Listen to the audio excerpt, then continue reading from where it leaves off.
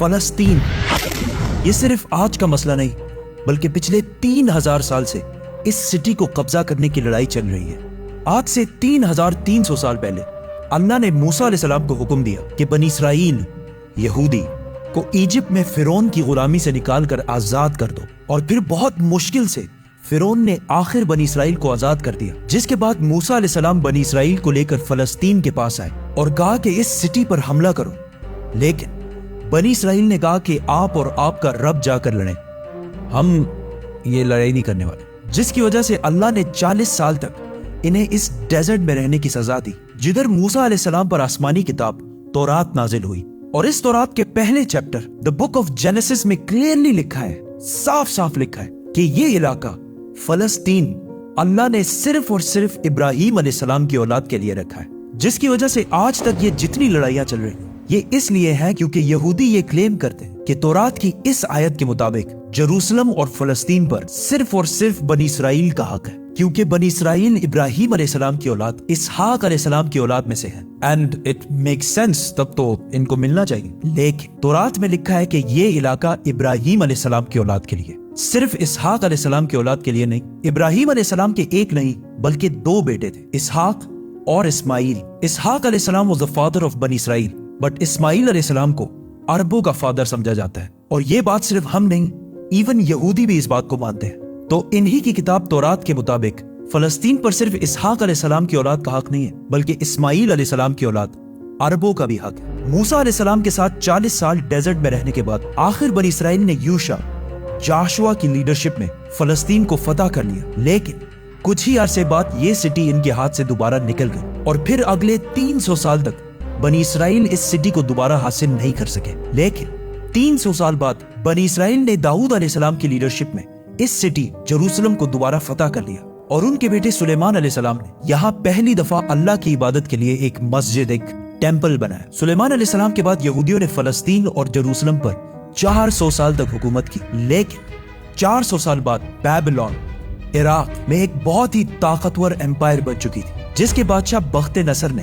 اپنی امپائر کو بڑھانے کے لیے فلسطین پر حملہ کر دیا اور جروسلم کو تباہ و برباد کر دیا، اور اس کے اندر ہزاروں یہودیوں کو شہید بھی کیا، اور اس ٹیمپل کو بھی تباہ کر دیا جو سلیمان علیہ السلام نے بنایا تھا۔ اور جتنے یہودی زندہ بچ گئے تھے ان ساروں کو غلام بنا کر اپنے کیپٹل بیبلون عراق لے گیا، اور 70 سال تک یہودی عراقیوں کی غلامی کرتے رہے۔ لیکن 70 سال بعد عراق پر ایران کے ایک بہت ہی نیک بادشاہ سائرس دی گریٹ نے حملہ کر دیا، جسے ہم ذوالقرنین کے نام سے جانتے ہیں۔ سائرس دی گریٹ نے عراق کی اس حکومت کو فتح کر لیا، اور یہاں جتنے بھی یہودی تھے ان ساروں کو واپس فلسطین بھیجا، اور انہیں فنڈز بھی دیے کہ واپس جا کر سلیمان علیہ السلام کے ٹیمپل کو دوبارہ بنا جو اس سے پہلے تباہ کر دیا گیا تھا۔ جس کے بعد یہودیوں نے پھر فلسطین پر 400 سال تک حکومت کی، لیکن پھر ان پر ایک ایسی حکومت نے حملہ کیا جس نے سارے یہودیوں کو یہاں سے 600 سال تک باہر نکال دیا، The Great Roman Empire، اور بنی اسرائیل پر اتنا ظلم کیا جو اس سے پہلے کسی نے بھی نہیں کیا۔ یہودیوں نے رومن امپائر سے لڑنے کی بھی کوشش کی، لیکن رومن امپائر نے ہزاروں یہودیوں کو قتل کیا، اور حالات اتنے خراب ہوئے کہ یہودی رومن امپائر سے چھپ کر غاروں میں رہنے لگے، اور رومن امپائر نے بیت المقدس، جسے پہلے سلیمان علیہ السلام اور پھر ذوالقرنین نے بنایا تھا، دوبارہ تباہ و برباد کر دیا، اور اس کے بعد یہ ٹیمپل آج تک دوبارہ نہیں بن سکا۔ رومن امپائر نے فلسطین اور جروسلم پر 600 سال تک حکومت کی، لیکن 600 سال بعد رومن امپائر نے ایک ایسی غلطی کی جو اسے کبھی نہیں کرنی چاہیے تھی۔ انہوں نے عرب میں بہت ہی تیزی سے پھیلتے ہوئے نئے ریلیجن اسلام پر حملہ کرنے کی کوشش کی، لیکن اسلامک ریلیجن اور خلافت اتنی تیزی سے پھیلتی گئی کہ کچھ ہی سالوں میں رومن اور پرشین امپائر دونوں کو فتح کر لی، جس کے بعد حضرت عمر دنیا کے سب سے طاقتور بادشاہ بن گئے، جن کی حکومت الیگزینڈر دی گریٹ کی امپائر سے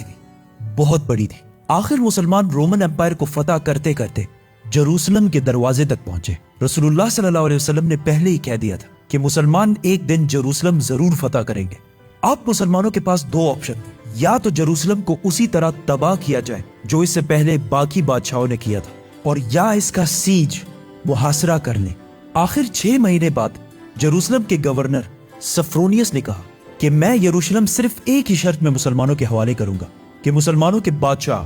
عمر خود آ کر مجھ سے ملے۔ تو خالد بن ولید رضی اللہ تعالیٰ عنہ نے سوچا کہ اب مسلمانوں کے امیر المومنین کو کیوں ڈسٹرب کیا جائے، تو وہ خود عمر بن کر سفرونیس سے ملنے گئے، کیونکہ خالد بن ولید رضی اللہ تعالیٰ عنہ کی اپیرنس بالکل حضرت عمر سے ملتی جلتی تھی اور دونوں کی ہائٹ بھی بالکل سیم تھی، آلموسٹ 7 فٹ۔ لیکن وہاں ایک شخص حضرت عمر سے پہلے ہی مل چکا تھا، تو انہوں نے کہا کہ یہ حضرت عمر نہیں ہو سکتے، تو مجبوراً خالد بن ولید رضی اللہ تعالیٰ عنہ کو حضرت عمر، اس وقت دنیا کے سب سے طاقتور بادشاہ، کو جروسلم بلانا پڑا۔ سفرونیس فل لگژری گولڈ اور سلور پہن کر بالکل تیار ہو گیا، کیونکہ اتنے بڑے بادشاہ ان سے ملنے آ رہے تھے۔ لیکن سفرونیس اور پورا جروسلم یہ دیکھ کر حیران ہو گیا کہ بادشاہ کا غلام اونٹ پر بیٹھا ہوا ہے اور بادشاہ خود بالکل عام کپڑوں میں پیدل چل کر آ رہا ہے۔ یہ منظر جروسلم والوں کے لیے بہت شاکنگ تھا، کیونکہ اس سے پہلے جب بھی کسی بادشاہ نے جروسلم پر فتح حاصل کی، اس نے اس سٹی کو تباہ و برباد کر دیا تھا اور یہاں کی گلیوں کو خون سے بھر دیا تھا۔ لیکن اب یہ ایک بادشاہ آیا ہے جو ان ساروں سے زیادہ طاقتور ہے، لیکن بغیر کسی فوج کے اور بالکل عام کپڑوں میں۔ ایسا اس سے پہلے کبھی بھی نہیں ہوا تھا۔ حضرت عمر نے سارے ریلیجنز کو آزادی دی اور بغیر کوئی خون بہائے سفرونیس نے جروسلم کو حضرت عمر کے حوالے کیا، لیکن انہوں نے ایک شرط یہ بھی رکھی کہ مسلمان یہودیوں کو جروسلم آنے کی اجازت نہیں دیں گے۔ لیکن حضرت عمر نے اس کی یہ شرط نہیں مانی اور یہودیوں کو بھی بیت المقدس آنے کی اجازت دی، اور اس طرح پہلی دفعہ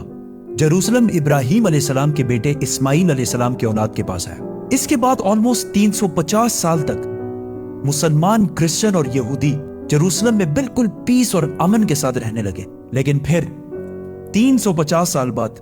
کرسچنز نے پورے یورپ سے فوج جمع کر کے جروسلم پر دوبارہ حملہ کر دیا۔ اس وقت مسلمانوں کے آپس میں بہت لڑائیاں چل رہی تھی، جس کا فائدہ اٹھا کر کروسیڈرز نے آسانی سے جروسلم کو فتح کر لیا، اور جروسلم فتح کرنے کے بعد مسلمانوں اور یہودیوں پر انبلیویبل ظلم کیا اور ہزاروں مسلمانوں اور یہودیوں کو شہید کر دیا، اور مسجدوں اور سینیگوگز کو بھی تباہ کر دیا۔ اور ہسٹری میں لکھا ہے کہ کروسیڈرز نے جروسلم کی گلیوں کو مسلمانوں کے خون سے بھر دیا تھا،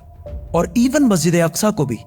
مسجد سے ایک محل، پیلس میں بدل دیا تھا۔ یہودیوں کے عورتوں اور بچوں نے اپنی جان بچا کر اپنے آپ کو سینیگوگز میں بند کر لیا، لیکن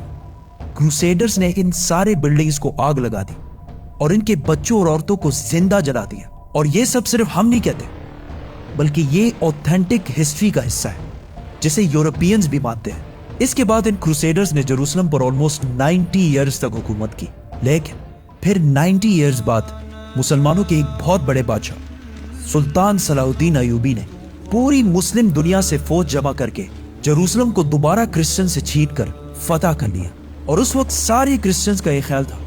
کہ اب صلاح الدین ہم سے اسی طرح بدلہ لے گا جس طرح ہم نے لاکھوں مسلمانوں کو شہید کیا تھا۔ لیکن صلاح الدین ایوبی نے بالکل حضرت عمر کی طرح سارے کرسچنز کو معاف کر دیا۔ ایون کرسچنز بھی اس بات پر حیران ہوئے اور صلاح الدین سے پوچھا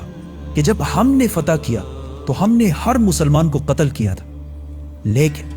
صلاح الدین ایوبی نے انہیں کہا I am not those men. I am صلاح الدین۔ صلاح الدین صلاح الدین ایوبی نے ان سارے ریلیجنز کو دوبارہ آزادی دی اور مسجد اقصی جسے محل بنا دیا گیا تھا اسے دوبارہ مسجد بنایا اور ادھر پہلی نماز ادا کی۔ جروسلم کو جب بھی کسی بادشاہ نے فتح کیا ہمیشہ ادھر بہت خون بہایا ہے، سوائے مسلمانوں کے جنہوں نے ہمیشہ بالکل پیس اور امن کے ساتھ اس سٹی کو فتح کیا۔ صلاح الدین ایوبی کے بعد ایک بار پھر سارے ابراہیمک ریلیجنز جروسلم میں بالکل پیس اور امن کے ساتھ 800 سال تک رہے۔ 800 سال۔ لیکن 800 سال بعد اور آج سے 100 سال پہلے جب جروسلم پر آٹومن ایمپائر کی حکومت تھی تو ورلڈ وار 1 کے بعد عربوں نے برٹش کے ساتھ مل کر عثمانیہ خلافت کو ہمیشہ کے لیے ختم کر دیا کہ ہم عربوں پر یہ ٹرکش لوگ آ کے کیوں حکومت کر رہے ہیں۔ تو اس نیشنلزم کی وجہ سے فلسطین بھی مسلمانوں کے ہاتھ سے نکل گیا۔ لیکن تھوڑے ہی عرصے پہلے برٹش اور یہودیوں کی آپس میں ڈیل ہو چکی تھی کہ اگر برٹش کو یہ علاقے ملے تو وہ ادھر ایک یہودی سٹیٹ بنائے گے۔ اور یہ معاہدہ ہوا کیوں تھا؟ کیونکہ اس سے پہلے یہودی یورپ کے ہر field, business, science, medical, banking, ہر چیز میں بہت سٹرونگ ہو چکے تھے، جس کی وجہ سے یہودی یورپ کے سب سے طاقتور اور رچ کمیونٹی بن گئے۔ تو ان کی سپورٹ حاصل کرنا برٹش کے لیے سب سے ضروری تھا، اور پچھلے 1800 سال سے یہودیوں کے پاس اپنا کوئی بھی ملک نہیں تھا۔ تو ان میں سے کچھ یہودیوں نے زائنزم کی سوچ شروع کی کہ ہمارا یہودیوں کا بھی ایک اپنا ملک ہونا چاہیے، اور اس کے لیے انہوں نے اسی فلسطین کے علاقے کو چنا۔ اور یہ ملک حاصل کرنے کے لیے انہوں نے ہر طرف سے کوشش شروع کی۔ یہودیوں نے ایون عثمانی خلیفہ سلطان عبدالحمید سے بھی ڈیل کرنے کی کوشش کی، لیکن انہوں نے صاف انکار کر دیا، جس کی وجہ سے یہودیوں کو سمجھ آ گئی کہ اگر اپنا ملک بنانا ہے تو عثمانیہ سلطنت کو ختم کرنا ضروری ہے۔ اور جیسے ہی ورلڈ وار 1 کے بعد آٹومن امپائر ختم ہوئی اور فلسطین آٹومن امپائر سے برٹش کی طرف چلا گیا، تو یہودی پوری دنیا سے اسی سیکرٹ پلان کے تحت فلسطین شفٹ ہونا شروع ہوئے اور فلسطین کے مسلمانوں سے زمینیں ڈبل ٹرپل پرائس پہ خریدنے لگے، کیونکہ پیسہ تو ان کے پاس بہت تھا۔ برٹش امپائر نے بھی بیلفور ڈیکلریشن میں یہودیوں کے ایک الگ سٹیٹ ہونے کو سپورٹ کیا تاکہ ورلڈ وارز میں یہودیوں کا سپورٹ اور پیسے دونوں حاصل کر سکیں۔ اور اسپیشلی ورلڈ وار 2 کے بعد یورپ میں ہٹلر کے یہودیوں پر ظلم کے بعد یہودی اور بھی زیادہ پوری دنیا سے فلسطین میں جمع ہونے لگے اور فلسطین میں آہستہ آہستہ لڑائیاں بڑھنے لگی، جس کی وجہ سے UN نے ایک فیصلہ سنایا کہ فلسطین کو 3 حصوں میں ڈیوائیڈ کیا جائے گا، ایک حصہ فلسطین، دوسرا اسرائیل اور تیسرا جیروسلم، جو ان دونوں میں سے کسی کا بھی نہیں ہوگا، بلکہ یہاں UN کی حکومت ہوگی اور اس میں سب ریلیجنز کو آزادی ہوگی، جس پر عرب ممالک نے اس فیصلے کی سخت مخالفت کی اور اسرائیل کے آزاد ہونے کے صرف 1 دن بعد اسرائیل پر ہر طرف سے حملہ کر دیا۔ ایجپٹ، جارڈن، سیریا، تینوں کی فوجیں ایک ساتھ اسرائیل میں داخل ہوئی، لیکن بہت ہی بے شرمی سے عرب ممالک یہ جنگ ہار گئے اور ایک ایسے ملک سے ہارے جو ان سے سائز میں بہت چھوٹا اور جو اس جنگ سے صرف 1 دن پہلے آزاد ہوا تھا۔ اس ہار کی وجہ سے جو پلان UN نے اس جنگ سے پہلے بتایا تھا، اس کا صرف 40% علاقہ فلسطینیوں کو ملا اور 60% علاقہ اسرائیل نے فتح کر لیا، اور ایون جیروسلم کی آدھی سٹی کو بھی فتح کر لیا۔ اسرائیل اکیلے یہ جنگ نہیں لڑ رہا تھا، بلکہ اس کے ساتھ پوری دنیا کا سپورٹ بھی تھا۔ ایون رشیا اور US دونوں کا سپورٹ اسرائیل کے ساتھ تھا۔ اسرائیل نے یہ علاقے فتح کر کے ٹائم بالکل بھی ضائع نہیں کیا اور 7 لاکھ عربوں کو فلسطین سے باہر نکال دیا۔ 7 لاکھ، جس کی وجہ سے فلسطین میں آہستہ آہستہ یہودی زیادہ اور عربی کم ہونے لگے۔ اس جیت کے بعد اسرائیل بہت سٹرونگ بن گیا اور پوری دنیا سے اور بھی زیادہ یہودی اسرائیل میں جمع ہونے لگے۔ اس کے بعد یہودیوں نے اپنے آپ کو عرب کے بالکل سینٹر میں ایک بہت ہی مضبوط حکومت بنا لی تھی، لیکن پھر بھی یہ 2 علاقے ویسٹ بینک اور گازا اسرائیل کے کنٹرول میں نہیں تھے۔ لیکن آج سے آلموسٹ 60 سال پہلے 1967 میں کچھ مس انڈرسٹینڈنگز کی وجہ سے یہاں جنگ ایک بار پھر شروع ہو گئی اور ایک بار پھر ایجپٹ، جارڈن، سیریا ورسس یہ چھوٹا سا اسرائیل۔ لیکن صرف 6 دنوں میں اسرائیل نے ان تینوں ملکوں کو ہرا دیا اور صرف 6 دنوں میں اسرائیل نے اپنا سائز 3 گنا بڑھا لیا۔ عرب ممالک دوبارہ اپنے سے ایک بہت ہی چھوٹے ملک سے بہت ہی بری طرح ہار گئے۔ یہ ایسا ہے کہ آج خبیب حزب اللہ سے ہار جائے، اور وہ بھی 2 مرتبہ۔ عرب ممالک کے 2 دفعہ اسرائیل سے ہارنے کے بعد ان کی عوام اپنے نیشنلسٹ حکمرانوں کے خلاف ہو گئے اور نیشنلزم، قومیت کو چھوڑ کر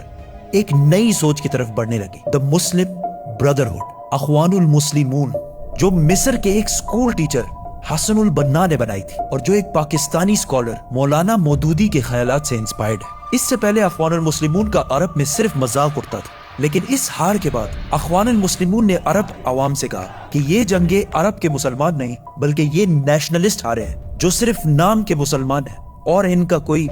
جس کے بعد عرب کی عوام اس نئے سوچ مسلم بردرہڈ کی طرف آنے لگی۔ حماس بھی اسی اخوان المسلمون سے